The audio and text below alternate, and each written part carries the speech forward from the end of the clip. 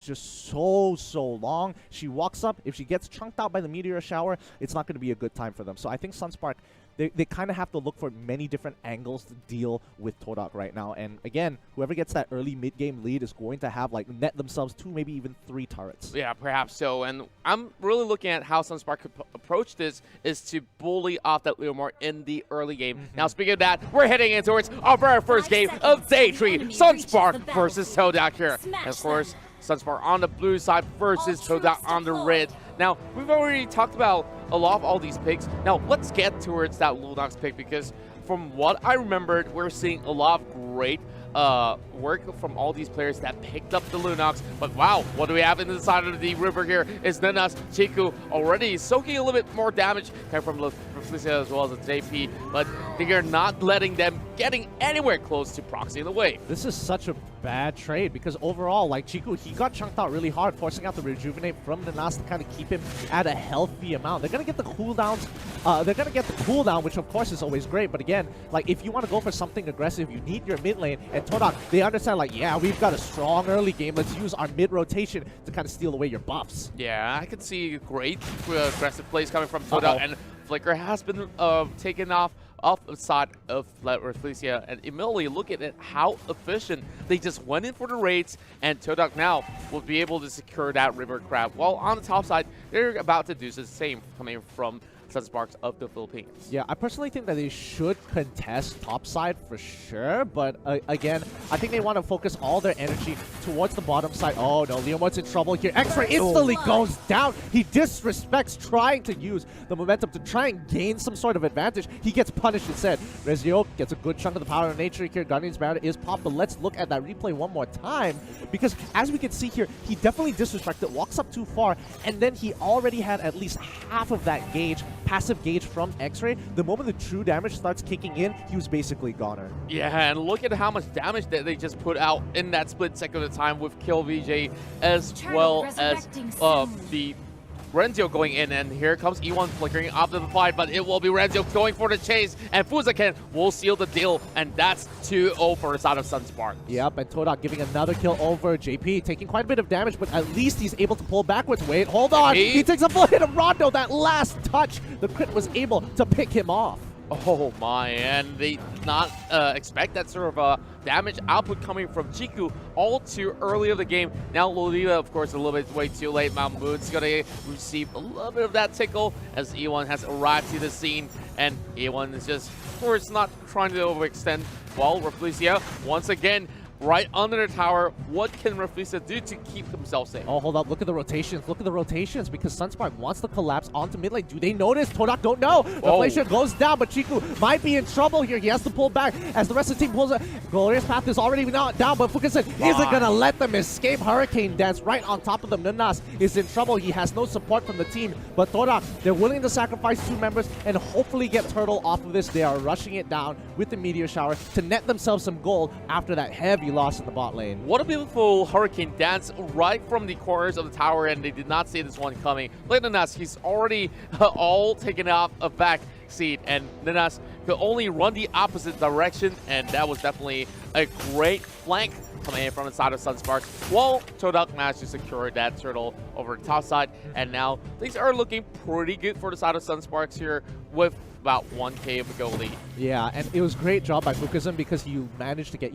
cut them off. Ooh, good play. JP's in trouble. He's in so a little more damage. The wild charge comes through, clips JP. JP is not having a good time, but Sunspark, remember, they're still ahead in gold. They're still in it to win it.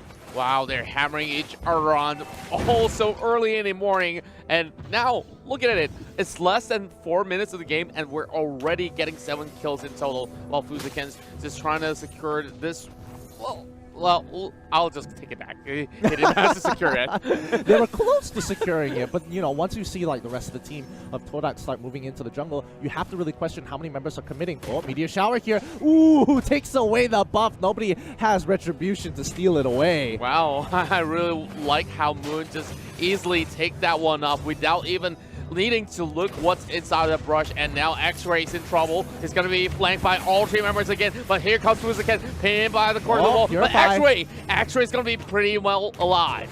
Great Purify here. They're going to dive the mid lane here as the rest of the team starts pulling through. That's Sonata forcing out the flicker from JP. He is not going to go down this time round as the rest of the team pulls back up. They don't have a wave. Revelation finishes off that siege turret. The rest of the team of Sunspark is trying to collapse on them. Todak will not get that side flank this time. I just love how these teams are not even giving each other any rest at all. Every time where they actually get one pick off, the other team will be actually doing some objectives or even trying to crush down some towers. And now that we're seeing that turtle spawning in towards the river here, we're looking at members of Todak trying to secure it, whilst Fuziken's just trying to chase off E1. Well, I'm looking at Todak here, who is hiding behind the shadows here, just waiting for Sunspark to strike. Yeah, they can't start. They would like to start it. However, Leomord, he still has to clear up that top side, and I think they just want to stall here. They're just kind of, you know, waiting it out, seeing how Sunspark kind of reacts to this, because Leomord will move at any point in time. Bottom lane, Xborg is taking quite a bit of damage. Last Insanity, he pulls it out. Rezio, he's going to be A-okay, but this is not going to be good for the top side as X-Ray is in a lot of trouble. Even with the Phantom Seed, it's just too much true damage coming in from the carry. So much of that DPS output coming from the Felicia, and now with Todak here, having some easy takedown on that turtle with the help of Moon, of course, on that middle tower. Now Renzo's all alone, Flicker being popped as well, and somehow he still managed to escape, but not for long. Chica's going to push them all over, and speaking of pushing them off, it's going to be Fuziken securing that kill, and now E1's running for his life, and with that, Sunspark comes out with a total of 7 kills for now. Such a good play coming in from Fuziken here. He uses the 1000-pounder, gets right in the middle. Let's look at the replay here as Rezio, he goes down, but look at that rejuvenation. It pops down, and Fuziken is just like, no, I am not letting you abuse that. I'm going to push you out of the zone. That was so beautiful. I can't really explain how they actually reacted so quickly, but look at how Todak is still pretty much equivalent in terms of gold. It's only 400 that sets them apart, and there's already Athena shields as well as axe for both the Xborg as well as Lolita. On the other side, of course, there's the endless battle as well for the Granger, which I'm looking at the Granger now with that 3 kills, the only member that's really ramping up from the side of Todak. Yeah, but so far the gold is even. Like, both sides are, you know, they're being very efficient with their moves. They're trading pretty evenly. Even though Sunspark does have a 3-kill lead, it doesn't mean that Todak hasn't been making moves across the map. The turtles that have added up, they have accumulated. Wow. Oh no, he's gonna be locked in here. Fuziken waiting the full duration. He's not getting out. The Numenon Blast does come down. They get the first kill onto the Hylos, but the rest of the team is pulled out. Revelation, he blocks out the entire Meteor Shower, protecting his team. They're going to be locking E1 down. He flickers right on out of there. He doesn't want to get back in there. Fuziken is in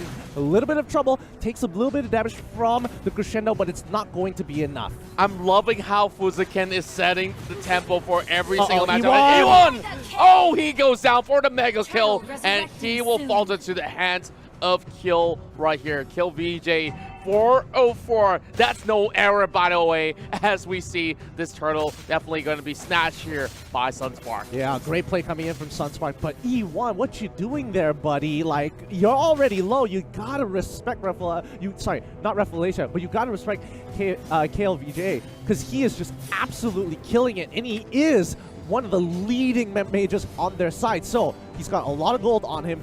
He needs to get that Athena shield sooner rather than later. Well, now, speaking of Athena shield, of course, some of these members already have it, but look at Ninas here. They're getting clipped off once again as Fuziken pins him on the wall with a hurricane dance. He wants coming into the rescue as well, but look at the rest of the members of Todak. They're marching right into the jungle, and Ninas, the first one to fall alongside with the Granger as well. 2 down from the Malaysian side as we see KLVJ chasing over an X-Ray, and they will not let this one slide. JP goes in for the triple kill, and he's hunting for more. Can he go in for a Maniac? Of course, it's a little bit way too late to secure that, but Sunsparks now getting a huge leap after the team fight. Yeah, let's look at the replay one more time, because as you can see, Moon was trying to get some damage and actually eliminate Rezio here in the back line, and a lot of that damage was wasted. For some reason, he took so little damage.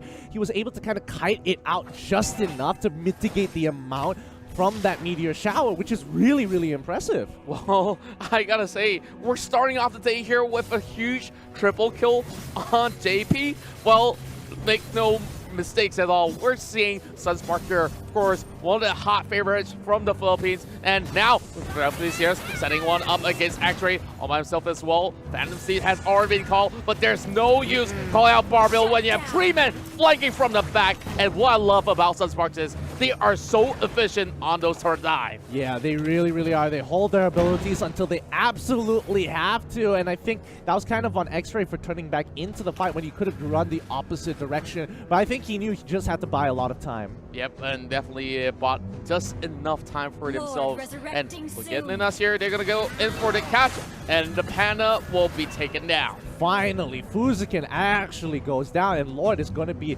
potentially in the hands of Todak. They might need to take the 50-50, and it looks pretty good because 2 members from the side of Sunspark is down. It's a 3v5. Well, speaking of this TV5 here, that's going to be a huge wall charge over onto Kill VJ. But he's going to go right in towards the Order of Brilliance. Flicker over the wall. And Rezio with the last insanity right in between the Vilma Boss as well. Oh my goodness! They're turning it around. And Reflexion will be the next one to drop. And now that Chang is going to go on a killing spree. And Kill VJ's got to bow out on this one. And Todak now has absolute control on the Lord. I mean, how is Kill still alive after everything that just happened? I mean, Todak, they should be able to secure this, but looking at this replay, like, E1 was right on top of him. Kill, at the very last second, was able to get that Harmony as well as the Brilliance, and he manages to survive, flickering over the wall when everything was looking so bleak. The Numenon Blast was a great effort, but again, look at that Rejuvenation, perfectly put on top of the rest of the team members. He just, Hylos just powers through all that damage. Yeah, and I really got to give credit to all these members of Todak because their position was so magnificent. All the frontliners were doing their duty, and none of these members of Sunsparks have managed to reach the backline in that sort of sense as they were pushed back into the jungle. And, well, for Kill VJ, he seems like he's pretty much untouchable for the time being. Pretty much, and I think they need a little bit more time to kind of scale. Golden Staff already being purchased by JP.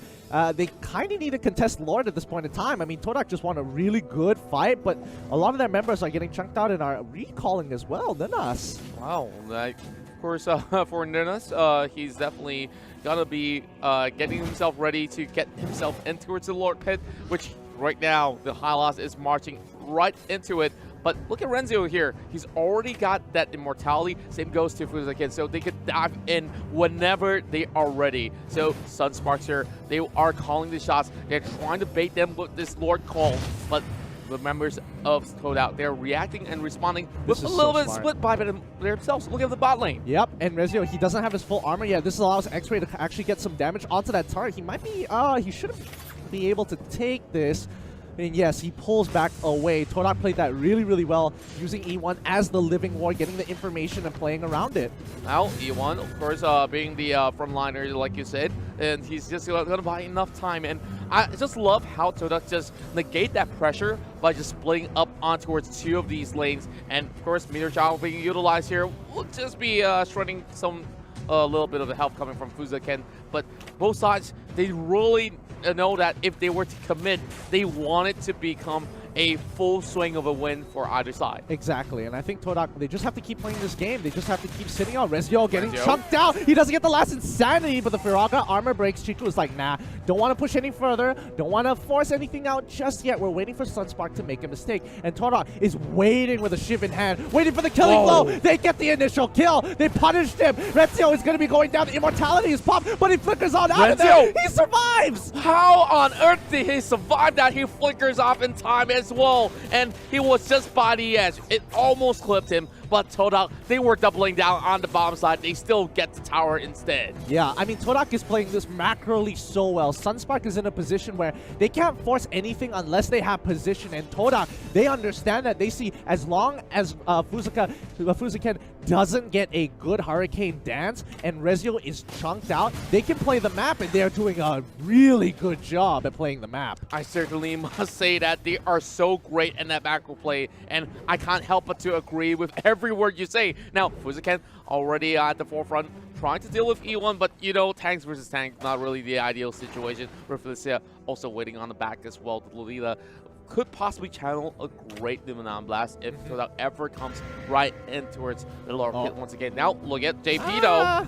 I mean, JP is going to get chunked out, but I think E1 should be okay here. I don't think JP is, you know, absolutely unstoppable just yet. Chang'e is right behind her, so they don't have to worry. But, you know, on the bottom side of the map, they're, like, trying to make sure they keep control over the waves. And as long as Todak keep playing this rotational game, I think they might be able to get out of this. The Nas takes a little bit of damage, but he's not the priority target. Yeah, and speaking of which, you can see gold has already been evened up by the side of Todak. And there was not really that sort of a gap in between other than the mid game itself. Now, look at Chiku as well as these members of Todak. They are on the back front. And Fuziken trying to run for his life. Rezio going for last inside of the pops the ult right in front of the members of Todak. And once again, they're getting caught out. And Xborg will be the first one to fall. X-Ray on the hunt. That's going to nail them to the wall. And JP gets himself safe. But E1's trying to hold them all the back. And now it's time for the Lord. And Chico's already taking it down. Yeah, they called them off. Todak is just like, retreat, boys. We don't need to keep on going forward. Let's look at that replay one more time.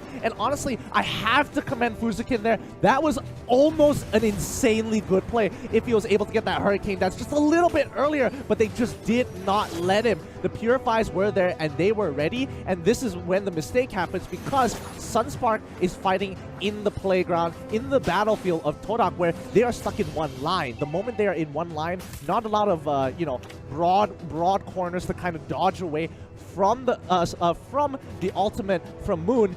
They are just in a straight firing line. Yeah, that's definitely one thing that they really got to watch out for. And none of these members from the side of Sunsparks have been able to reach anywhere close to Moon either. So fighting inside the jungle, definitely not the ideal situation for Sunsparks. But look at them go. They're going to go in for another catch. And they might just be able to get that kill over on the Nunes. But here comes X-Ray though. X-Ray as well being chunked down low. Oh my god. No! There comes the blast. And double kill headed towards the side of JP as well. And SSAs, that's enough for a day as they have to stop the Lord from marching towards the bottom side, which means Todak is trying to clear up mid lane and open things up by taking down the tower, but there's not enough time for them to even get anywhere close. Felicia single-handedly won Sunspark that fight and netted them, stopped that Lord push, all because he put up his shield at the right time. That Guardian's Bulwark just so good.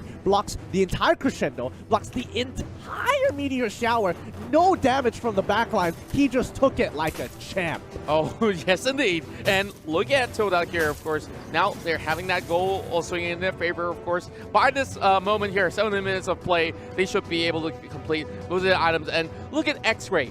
He's really not that sort of a player that's all about that KDA. Although he's 0-5, he's still having quite a little bit of that impact where he's in charge of pulling members of Sunsparks all across, just distracting them, trying to bait and switch, trying to secure all that sort of macro play that they've been pulling off for the entirety of this matchup. Oh, Rezio's in trouble. Last is sanity over the wall, trying to hop on over into safety, but he might be in trouble because Chiku is not going to let him get away. The crescendo comes through, but Rezio's one hit away. The immortality is popped. Glorious Pathway is put down. They might need to use the rejuvenation. E1 is taking a lot of damage, but again, rejuvenation is put already down, but Fuziken is not going to let them play the game. Flicker coming in from E1, well played, but he still goes down. The passive from Carry takes him at the very end. Ooh, golden staff. Beautiful item. Look at how chaotic that sort of team fight was, and it's only one casualty. And they are playing with such clinical finishes that they are not trying to make any sort of mistakes at all. But E1, of course, was soaking